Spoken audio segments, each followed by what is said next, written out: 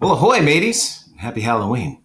Here's a pumpkin, my adorable orange Halloween cat that I got exactly a year ago. Anyway, I'm on the wrong screen. We're going to be jumping into 3.2, which is all about linear functions. All right. Sorry, pumpkin. Here you go. So linear functions, basically, the main thing is when you simplify a linear function, it'll be in the form of y equals mx plus b. That'll be on the next slide, I think. So here's the vocab you're going to need. If you're a note taker, feel free to pause and write this down. But we're going to go through all this in just a second. Okay, so a linear function. Oh, this is a better page to take notes on anyway.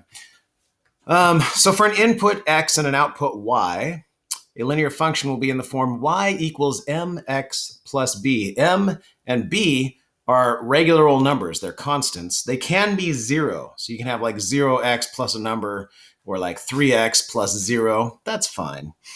The graph of a linear equation is a line, which is why they're called linear functions.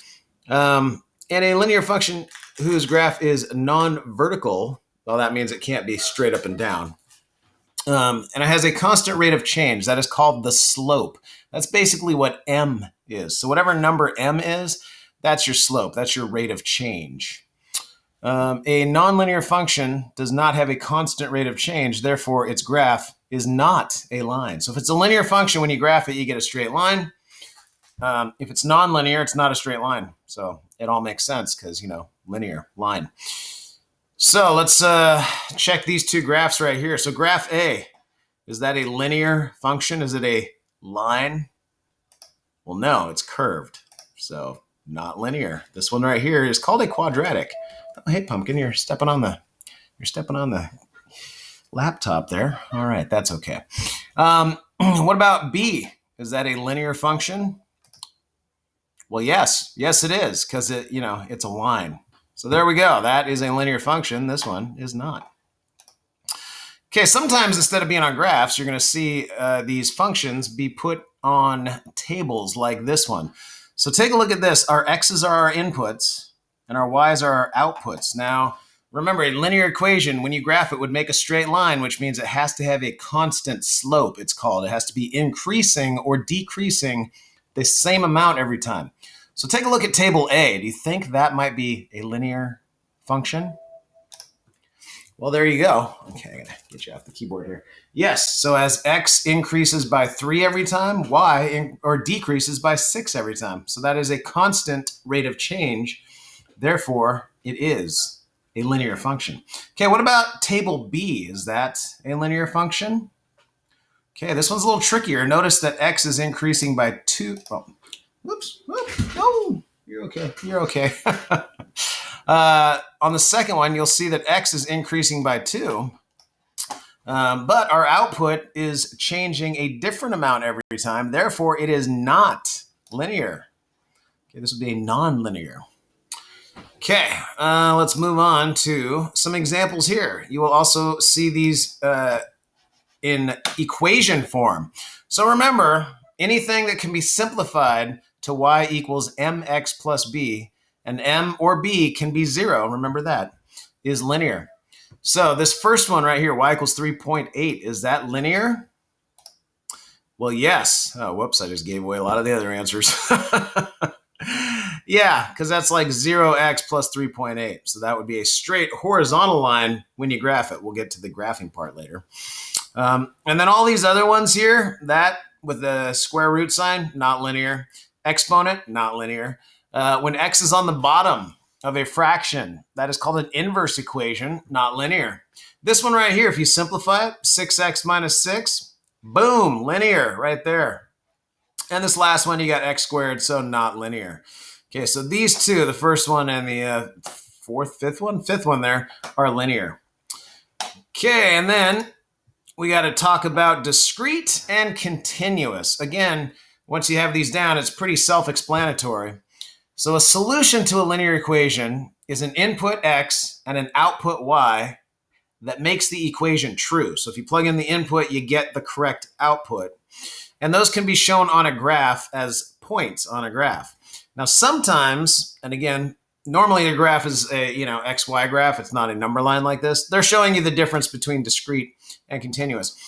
So sometimes your linear graphs will be discrete points. So like this one right here, it's only the points 1, 2, 3, 4, and 5 with nothing in between. So this like set of data could be talking about number of students that get on a bus. You can have 1 student or 2 students or 3 students, probably not 3.2 or 4.5 students though. So that would be a discrete set where it's just point, point, point, nothing in between.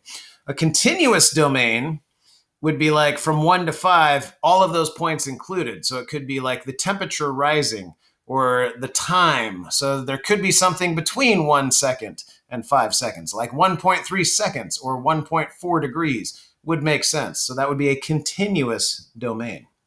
Again, good screen to pause and take notes if you're a note taker. So take a look at these graphs right here. Is this first graph, do you think that's discrete or continuous? Well, yes, that one is discrete because they're very individual points. Sometimes in the problems you're going to see, they're going to have real life situations. You're going to have to like figure out whether it's discrete or continuous. So like an example of this would be this one that they have on the screen. Like number of coins, and you can only have 1 coin or 2 coins. You can't have 1.5 coins. But when you see individual points, holy cow, how did it just jumped right ahead? Look at that. All right, what about this second graph? Is this discrete or continuous? Yeah, this one is continuous because, the line continues. It's all connected. So if it's continuous, the points will be connected with a line. And again, there might be some real life situations that would show up, which you will see in your big ideas. All right, in fact, here's one right now. So you have this linear function, y equals 15.95x. It is the cost, y, in dollars, of x tickets for a museum. Each customer can buy a maximum of 4 tickets. So first, let's answer this question. Is this a discrete or continuous situation? Okay, this one would be discrete because you can't buy 1.5 tickets. You can buy 1 ticket and then 2 tickets. What is the domain? And remember, domain is your input. It's the all possible x values. So here the domain is 0, 1, 2, 3, or 4 because it says a maximum of 4 tickets. You could buy a minimum of 0 tickets, and there's nothing in between. You can't buy 2.5 tickets. So this is a discrete set of points, and that is the domain.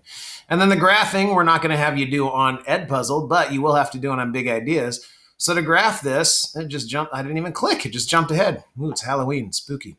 So one way to graph it is to make a table of your inputs. These are the possible x values that you can use for your domain, and then figure out the y values. So you do 15.95 times each of those x values. It gives you these y values. And then you'd stick them on a graph like so. So like 0, 0, 1, 15.95 is right here. And so on. There's your points right there. That represents all the different ticket prices for the amount of tickets you could buy. Notice it is discrete. These are not connected because it doesn't make sense to connect these dots because nothing's going on in between them. And then we have our last example. So you got a cereal bar contains 130 calories. The number of calories C consumed is a function of the number of bars eaten. Bars, yes, number of bars eaten. So is this a linear function? Yes, this one is a linear function because as the number of bars increases by 1, the number of calories increases by 130. It's a constant rate of change. Every bar is 130. Okay, what is the domain of this function? And is it actually, we'll do this question first. Is this a discrete or continuous situation? Okay, this one's a little trickier. This one's actually continuous because you can eat parts of a bar. So it's not just gobble a whole bar and 130 calories. You can take a little bite and you got like 8 calories or whatever. So this one's actually continuous. The domain is that B has to be anything larger than or equal to 0. You can't have negative bites or bars, but you can have any amount of bars from 0 on up. And then to graph this one, again, you can make a table. So you could have 1 bar is 130, 0 bars is 0 calories, 2 bars is 260 calories. And then you stick them on a graph. This difference, though, is these would be connected with a line because there is something going on in between these points. This is a continuous, so it should be connected with a line. All right, so this video has gone on long enough. Hopefully that is everything you need to be able to do 3.2. So as you're working on it, if you have questions, let me know, and I will see you in class. Arr!